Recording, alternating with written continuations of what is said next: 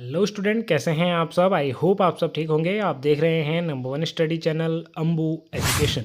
तो स्टूडेंट, आज की इस वीडियो में हम कवर करने वाले हैं टॉप 50 जीके क्वेश्चन जो कि आपके आने वाले सभी कॉम्पिटिटिव एग्जाम्स के लिए बहुत ज़्यादा इंपॉर्टेंट रहने वाले हैं और बार बार ये क्वेश्चन एग्जाम में पूछे जाते हैं।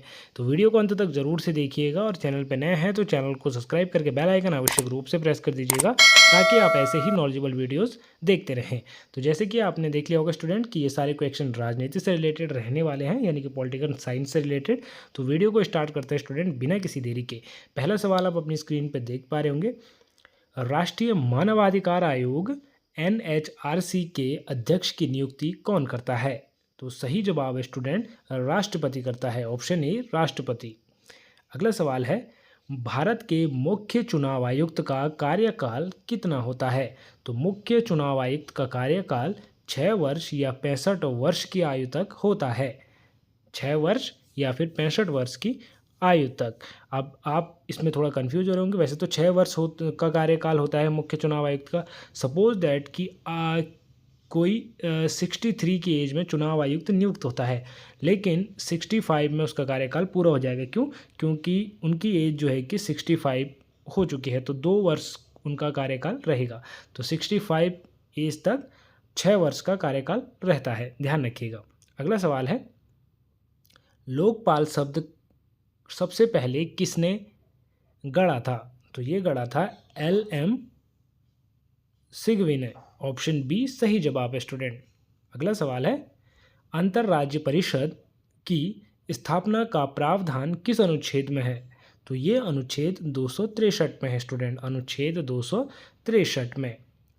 अगला प्रश्न है, वित्त आयोग की नियुक्ति कौन करता है? वित्त आयोग की नियुक्ति कौन करता है? तो राष्ट्रपति करता है। अब आप में से बहुत से स्टूडेंट वित्त मंत्री कंफ्यूज हो रहे होंगे, तो वित्त मंत्री नहीं, राष्ट्रपति करता है। ऑप्शन सी, वित्त मंत्री भी उनके अंदर आता है। अगला प्रश्न है, भारत में भाषा के आधार पर बनने वाला पहला राज्य कौन सा था? तो भाषा के आधार पर आंध्र प्रदेश बना स्टूडेंट। कौन बना? आंध्र प्रदेश। आप सभी को पता होना चाहिए। अगला प्रश्न है, किस अनुच्छेद के तहत सांसद राज्यों के नाम और सीमाओं में परिवर्तन कर सकती है? तो किस अनुच्छेद के तहत? अनुच्छेद 3 के तहत। ऑप्शन सी, अनुच्छेद 3 सही उत्तर हो जाएगा। अगला प्रश्न है स्टूडेंट, पॉकेट वीटो का प्रयोग किस राष्ट्रपति ने किया था? पॉकेट वीटो का प्रयोग किस राष्ट्रपति ने किया था? तो ये किया था APJ अब्दुल कलाम ने। ऑप्शन डी सही जवाब हो जाएगा, जिन्हें मिसाइल मैन भी कहा जाता है। अगला प्रश्न है, भारत में नागरिकता किस भाग में वर्णित है? किस भाग में वर्णित है? तो भाग 2 में वर्णित है। ऑप्शन बी, भाग 2 सही जवाब है। अगला प्रश्न है, पंथ निरपेक्ष शब्द का सही अर्थ क्या है? तो पंथ निरपेक्ष शब्द का सही अर्थ है, राज्य सभी धर्मों के प्रति तटस्थ है। ये इसका सही अर्थ है। Option B. अगला सवाल है स्टूडेंट,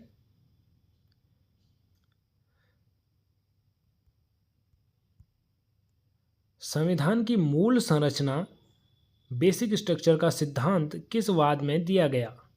किस वाद में दिया गया? तो 4 ऑप्शन दिए गए हैं, जिसमें से ऑप्शन सी, केशवानंद भारती वाद आपका सही जवाब हो जाएगा। इसमें दिया गया बेसिक स्ट्रक्चर, केशवानंद भारती वाद, याद रखिएगा। अगला प्रश्न है स्टूडेंट, शक्ति पृथकीकरण का सिद्धांत किसने दिया? तो मैटेक्सक्यू ने दिया। ऑप्शन सी आपका सही जवाब हो जाएगा। अगला प्रश्न है, किस राजनीतिक विचारक ने महिलाओं के मताधिकार का समर्थन किया? तो John Stuart Mill. Option JS मिल भी इन्हें कहते हैं, इन्होंने किया। ऑप्शन बी सही जवाब हो जाएगा। अगला प्रश्न है, द्विदलीय प्रणाली 2 पार्टी सिस्टम का उदाहरण कौन सा देश है? तो संयुक्त राज्य अमेरिका है। ऑप्शन सी सही जवाब हो जाएगा, संयुक्त राज्य अमेरिका। अगला प्रश्न है स्टूडेंट, लोकतंत्र यानी कि डेमोक्रेसी को जनता के द्वारा जनता के लिए शासन किसने परिभाषित किया? तो ये अब्राहम लिंकन ने परिभाषित किया। किसने? अब्राहम लिंकन ने। याद रखिएगा स्टूडेंट, बहुत ही ज़्यादा इंपॉर्टेंट है और लोकतंत्र की ये इंपॉर्टेंट परिभाषा है, अब्राहम लिंकन। अगला सवाल है, भारतीय संविधान में अवशिष्ट शक्तियाँ किसके पास हैं? भारतीय संविधान में अवशिष्ट शक्तियाँ किसके पास हैं? तो केंद्र सरकार के पास हैं। ऑप्शन बी केंद्र सरकार बिल्कुल सही जवाब है। अगला प्रश्न है, किस प्रधानमंत्री के कार्यकाल में दल बदल विरोधी कानून पारित हुआ? किस प्रधानमंत्री के कार्यकाल में दल बदल विरोधी कानून पारित हुआ? तो दल बदल विरोधी कानून राजीव गांधी जब प्रधानमंत्री थे तब पारित हुआ। ऑप्शन सी राजीव गांधी के कार्यकाल में पारित हुआ, ऑप्शन सी। अगला प्रश्न है स्टूडेंट, ये भी देख लीजिए कि 52वें संशोधन 1985 के द्वारा हुआ। 52वें संशोधन 1985 के द्वारा। अगला प्रश्न है, राज्य लोक सेवा आयोग SPSC के सदस्यों को कौन हटा सकता है? राज्य लोक सेवा आयोग SPSC के सदस्यों को कौन हटा सकता है? तो राष्ट्रपति हटा सकता है, ऑप्शन सी राष्ट्रपति। अगला प्रश्न है स्टूडेंट, अधिकार का मुख्य उद्देश्य क्या है? अधिकार का मुख्य उद्देश्य क्या है? तो अधिकार का मुख्य उद्देश्य है स्टूडेंट व्यक्ति के व्यक्तित्व का विकास। व्यक्ति के व्यक्तित्व का विकास, ध्यान रखिएगा, बहुत बार एग्जाम में पूछा जाता है। अगला प्रश्न है, भारतीय राष्ट्रीय कांग्रेस की स्थापना कब हुई? तो भारतीय राष्ट्रीय कांग्रेस की स्थापना स्टूडेंट 1885 में हुई। बहुत बार मैं बता चुका हूँ और कई बार एग्जाम में आ भी चुका है। अगला प्रश्न है, राजनीतिक समानता। राजनीतिक समानता पॉलिटिकल इक्वालिटी का अर्थ क्या है? तो पॉलिटिकल इक्वालिटी यानी कि राजनीतिक समानता का अर्थ है एक व्यक्ति एक वोट एक मूल्य। तो ऑप्शन बी सही जवाब हो जाएगा स्टूडेंट, ऑप्शन बी। अगला प्रश्न है, भारत में सर्वोच्च विधि कौन सा है? भारत में सर्वोच्च विधि कौन सा है? Supreme law. तो ये है स्टूडेंट भारत का संविधान, ऑप्शन सी सही जवाब हो जाएगा, भारत का संविधान। अगला प्रश्न है, ग्राम सभा का अर्थ क्या है? ग्राम सभा का अर्थ क्या है? तो ग्राम सभा का अर्थ है स्टूडेंट गांव के वयस्क नागरिक। ऑप्शन बी आपका सही जवाब हो जाएगा स्टूडेंट, ऑप्शन बी। अगला प्रश्न है, संघ सूची यूनियन लिस्ट में कितने विषय हैं मूल रूप से? तो कितने विषय हैं? 97 विषय है।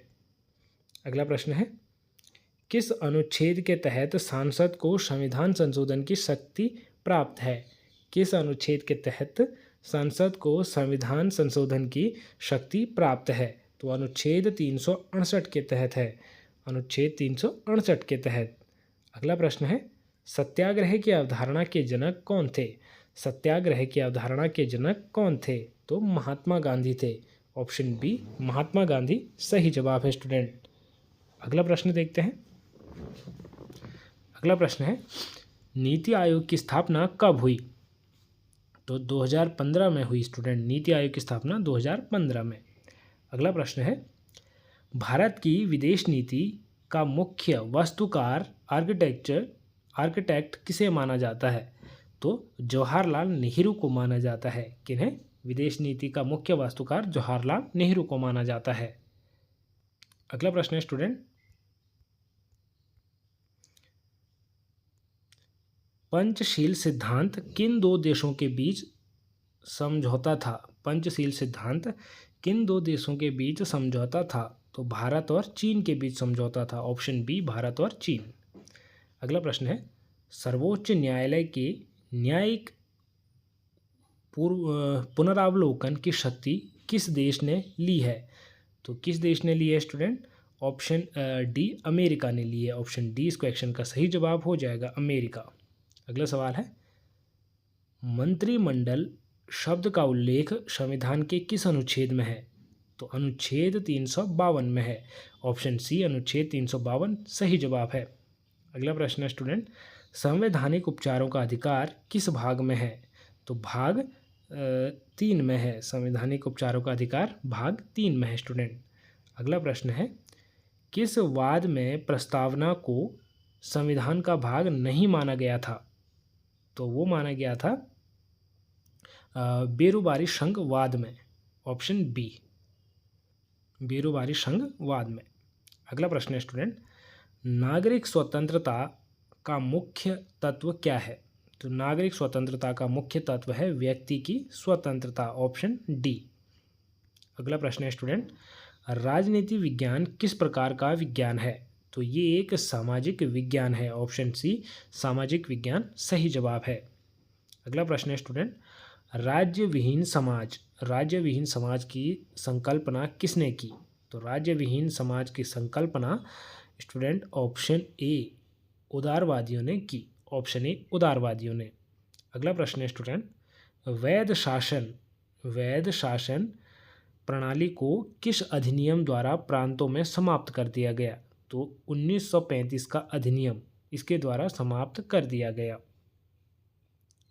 अगला प्रश्न है, भारत छोड़ो आंदोलन कब शुरू हुआ? तो ये सभी को पता होगा कि 1942 में शुरू हुआ भारत छोड़ो आंदोलन।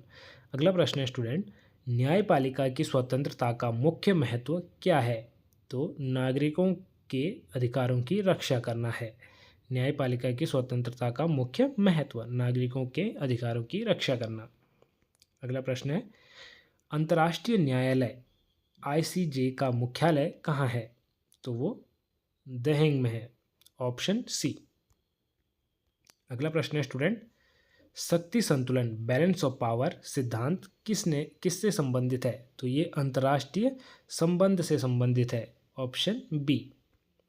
अगला प्रश्न है, राजनीतिक विकास पॉलिटिकल डेवलपमेंट की अवधारणा किसने दी? तो ये डेविड एप्टर ने दी, ऑप्शन सी। अगला प्रश्न है, फासीवाद का मुख्य समर्थक कौन था? फासीवाद का मुख्य समर्थक कौन था? तो वो था स्टूडेंट मुसोलिनी। कौन था? Mussolini, option C. अगला प्रश्न है, बहुमत का शासन सिद्धांत है, मतलब किसका सिद्धांत है? तो ये लोकतंत्र का सिद्धांत है, ऑप्शन बी सही जवाब है, लोकतंत्र का सिद्धांत। अगला सवाल है स्टूडेंट,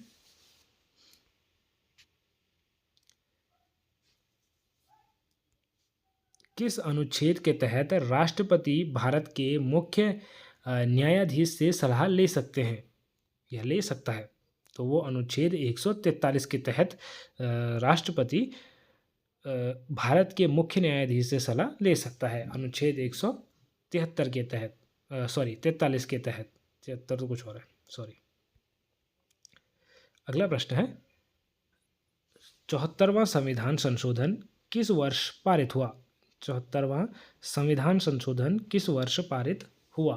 तो ये स्टूडेंट 1992 में पारित हुआ, ऑप्शन बी 1992 में 74वां संविधान संशोधन।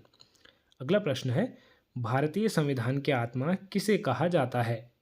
डॉक्टर भीमराव अंबेडकर के अनुसार नहीं, तो प्रस्तावना को कहा जाता है। किसे कहा जाता है? प्रस्तावना को। तो डॉक्टर भीमराव अंबेडकर के अनुसार किसे कहा जाता है, ये आप कमेंट बॉक्स में बताएंगे। तो वैसे प्रस्तावना को कहा जाता है। अगला प्रश्न है, संसदीय विशेषाधिकार किस देश के लिए गए हैं? संसदीय विशेषाधिकार किस देश के लिए गए हैं? तो ये ब्रिटेन के लिए गए हैं स्टूडेंट, ऑप्शन बी सही जवाब है। अगला प्रश्न है, भारतीय संविधान में कितनी प्रकार की आपातकालीन शक्तियां हैं? तो 3 प्रकार की आपातकालीन शक्तियां हैं, इनके बारे में डिटेल में भी समझा रखा है मैंने, आप देख सकते हैं चैनल पे विजिट करके।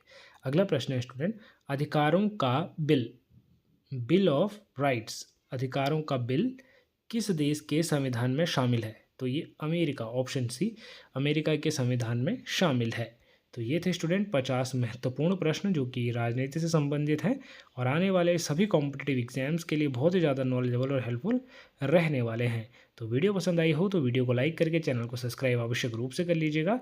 मिलते हैं स्टूडेंट एक और नई नॉलेजेबल वीडियो में एक और इन्फॉर्मेशन के साथ, तब तक के लिए बाय बाय, टेक केयर।